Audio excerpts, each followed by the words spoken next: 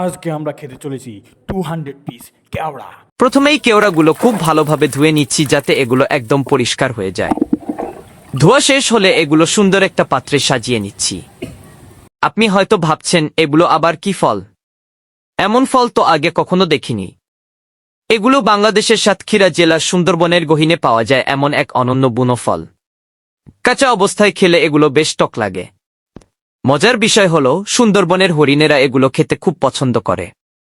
তবে সাতক্ষীরার স্থানীয় মানুষ এগুলো দিয়ে খাটা নামে এক ধরনের সুস্বাদু খাবার তৈরি করে, যা দেখতে অনেকটা ডালের মতো। এই খাটা খেলে হজম শক্তি বেশ বৃদ্ধি পায়। ভিডিওটি ভালো লাগলে লাইক, কমেন্ট, শেয়ার এবং সাবস্ক্রাইব করতে একদম ভুলবেন না।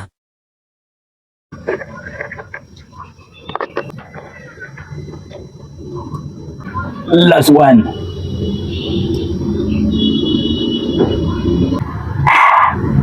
No reaction, lucky we get